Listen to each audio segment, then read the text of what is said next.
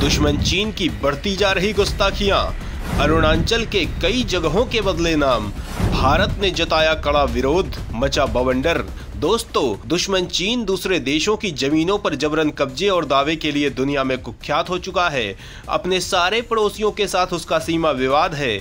वो समंदर और आसमान में भी दावा करता है, यहाँ तक कि चांद में कब्जा करने की योजना बना रहा है, जिसके बारे में अमेरिकी एजेंसी ने बड़ा खुलासा किया था। सवाल उठता है कि आखिर चीन चांद में साजिश क्यों करना चाहता है? अमेरिकी एजेंसी ने क्या किया था खुलासा? भारत को क्यों किया था आगाह?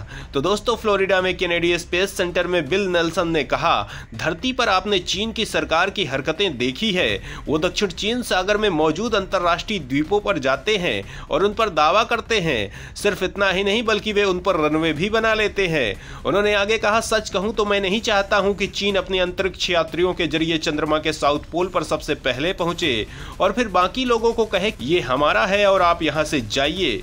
दोस्तों, नासा ने चीन की साजिशों के खिलाफ भारत, अमेरिका समेत उन सारे देशों को सतर्क रहने की सलाह दी है जिन्हें चीन अपना दुश्मन मानता है। दोस्तों, चीन के साथ भारत की तनातनी बनी हुई है। पहले भी चीन देश के बड़े भूभाग पर कब्जा कर चुका है और अभी भी तमाम हिस्से पर दावेदारी कर रहा है। वहीं अरुणाचल प्रदेश पर अपना दावा पेश करने की चीन की कोशिशों के बीच बीजिंग ने भारतीय राज्य में विभिन्न स्थानों के 30 नए नामों की चौथी सूची जारी की है।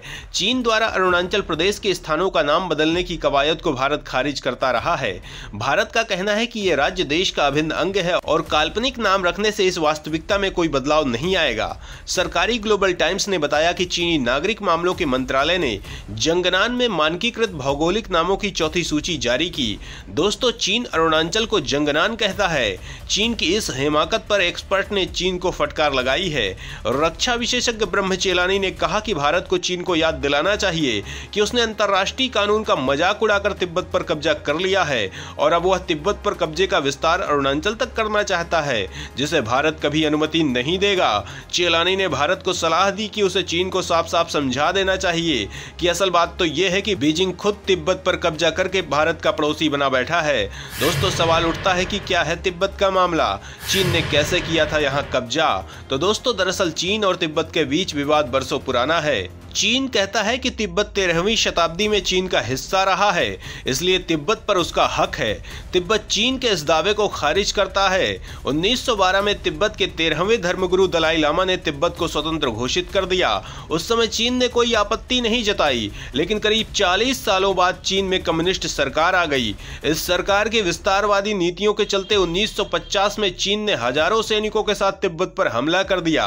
करीब 8 महीनों तक तिब्बत पर चीन का कब्जा चलता रहा। आखिरकार तिब्बती धर्मगुरु दलाई लामा ने 17 बिंदुओं वाले एक समझौते पर हस्ताक्षर किए। इस समझौते के बाद तिब्बत आधिकारिक तौर पर चीन का हिस्सा बन गया। हालांकि दलाई लामा इस संधि को नहीं मानते हैं। उनका कहना है कि यह संधि जबरदस्ती दबाव बनाकर करवाई गई थी। आखिरकार एक सैनिक के वेश में दलाई लामा तिब्बत की राजधानी ल्हासा से भागकर भारत पहुंचे। भारत सरकार ने उन्हें शरण दी। चीन को यह बात पसंद नहीं आई। कहा जाता है कि 1962 के भारत चीन युद्ध की एक बड़ी वजह यह भी था। दलाई लामा आज भी भारत में रहते हैं। हिमाचल प्रदेश के धर्मशाला से तिब्बत की निर्वासित सरकार चलती है। दोस्तों, तिब्बत पर चीनी कब्जे के वक्त हमारे देश में नेहरू पीएम थे, जिनकी अदूरदर्शिता का दंश देश आज तक ढो रहा है, क्योंकि चीन ने तिब्बत पर कब्जे के बाद भारत के तमाम इलाकों पर दावा कर दिया है और इसीलिए उसने अरुणाचल के अंदर के इलाकों के नाम बदलकर गुस्ताखी दिखाने की जरूरत की है। वहीं देश की सीमा पर भारी सैन्य बल तैनात किया है। इसी बीच भारत ने अरुणाचल के 10,000 फुट ऊंचाई पर स्थित मठ पर इंफ्रास्ट्रक्चरल डेवलपमेंट तेज कर दिया है, जिसके बाद चीन बौखला गया है। सवाल उठता है कि तवांग को लेकर क्यों आमने सामने आए भारत और चीन? आखिर ऐसा क्या छुपा है तवांग में? क्यों तवांग के पीछे 1959 से ही पड़ा है ड्रैगन? बीजिंग ने क्यों दिया भारत को अक्साई चीन के बदले तवांग का ऑफर? तो दोस्तों, इन सवालों का जवाब जानने के लिए वीडियो को आगे देखिए। 10,000 फुट की ऊंचाई पर भारत चीन आमने सामने, ड्रैगन को सबक सिखाने के लिए पीएम ने उठाया कदम। दोस्तों, तवांग मठ वही हिस्सा है जिसे चीन अपना मानता है। तवांग भारत और चीन के बीच सीमा विवाद में सबसे जटिल मुद्दों में से एक है। भविष्य में संघर्ष के लिए एक संभावित बिंदु यहीं पर है। 400 साल पुराना तवांग मठ देश का सबसे बड़ा और एशिया का दूसरा सबसे बड़ा मठ है, जो 10,000 फीट की ऊंचाई पर स्थित है।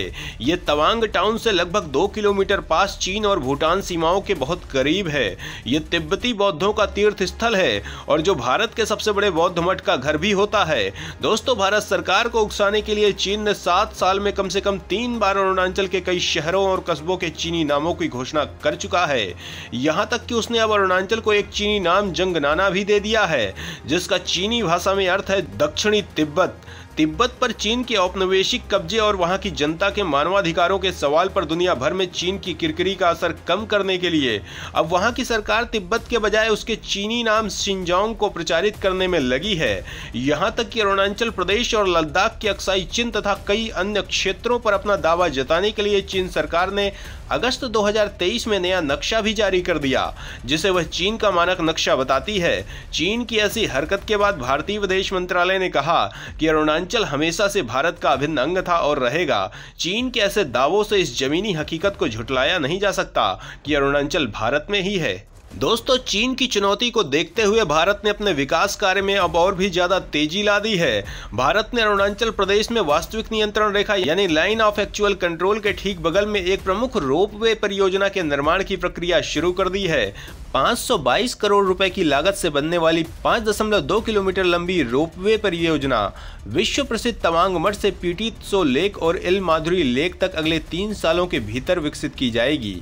इसे एलएसी के पास भारत की बड़ी तैयारी के रूप में देखा जा रहा है। इस रोपवे परियोजना को लेकर पीएम मोदी की सरकार ने हाल ही में एक निविदा आमंत्रित की है।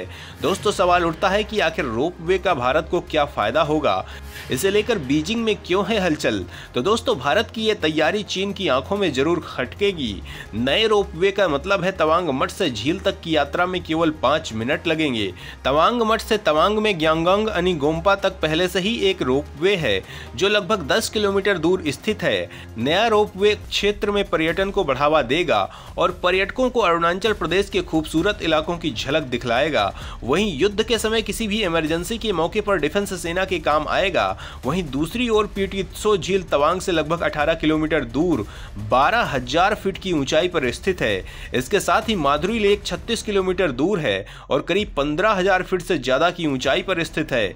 देखने में ये दोनों ही झील बहुत सुंदर है और रणनीति के हिसाब से बेहद महत्वपूर्ण है।